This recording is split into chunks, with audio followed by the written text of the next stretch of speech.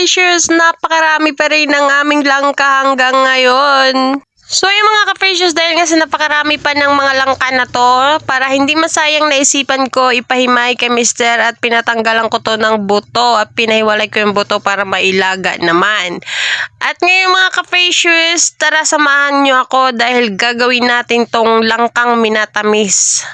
At dahil nga sa sobrang init ng panahon ngayon, kaya gagawa tayo ng ice candy na langka flavor. Pero bago yan, gagawin muna natin siyang minatamis. O ayan mga ka-precious, nakikita nyo ang lalaki, ang kakapal ng ating langka, pero ang tabang.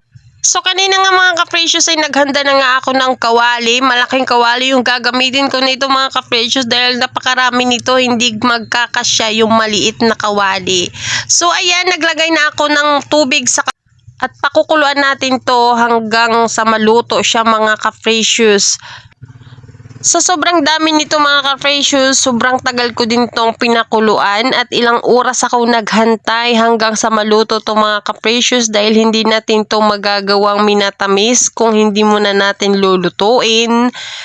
So ayan na nga mga ka-precious, nilagay ko na nga sa kawali yung unang batch ng ating langka. Dinagdagan ko na din yan ng tubig. Pagkatapos niyan, tatakpan natin yan at hayaan natin yan kumulo hanggang sa maluto.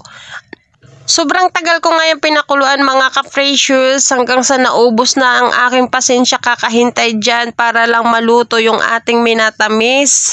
After 35 minutes mga ka-precious, ito na yung naging itsura ng ating langka. Hindi pa siya masyado malambot, kaya tuloy pa rin yung ating pagpapakulo hanggang sa lumambot ng lumambot talaga. Basta wag lang lumambot yung tuhod mo dahil kailangan ng langka yung lumambot. Cherries! Sa mga oras nga nito mga ka-precious, kailangan muna natin haluin hanggang ilalim. Sagad muna mga ka-precious hanggang ilalim na yung paghalo mo para hindi siya masunog.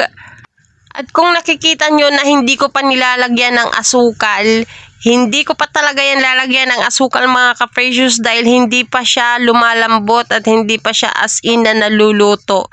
Ito nga pala yung ating pangalawang batch mga ka-precious, pero hindi ko na yan lulutuin dahil nga yung unang batch pa lang ay natagalan na ako. Sa susunod na lang yun.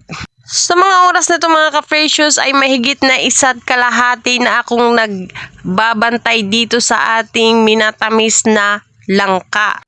First time ko nga lang gumawa ng minatamis na langka. Hindi ko akalain na ganito pala katagal ang pagpapakulo nito. Sa bagay, kung magluto ka nga ng ginataang langka, napakatagal magpakulo. Lalong-lalo na itong mga ka-precious. At sa puntong ito mga ka-precious, pwedeng-pwede na tayo maglalagay ng ating mahiwagang asukal. Ayan mga ka-precious, 1 kilo muna yung nilagay kong asukal. Hindi ko nga muna inubos yung 1 kilo mga ka-precious, bali kalahating kilo muna yung nilagay ko, baka mamaya lalong tumamis yan. Gagawin pa kasi natin yan ng ice candy mga ka-precious. At pag naluto na yan mga ka-precious, saka tayo magdadagdag ng asukal at saka yung ibang ingredients para sa ating ice candy. So nakikita nyo naman mga ka-precious, lutong-luto na yung ating minatamis na langka. Ayan na yung itsura niya mga ka-precious, talagang as in na malambot na ang ating langka. So yung mga ka-precious, sa puntong ito ay lutong-luto na yung ating langka or minatamis na langka. Pwedeng-pwede na natin itong hanguin para palamigin.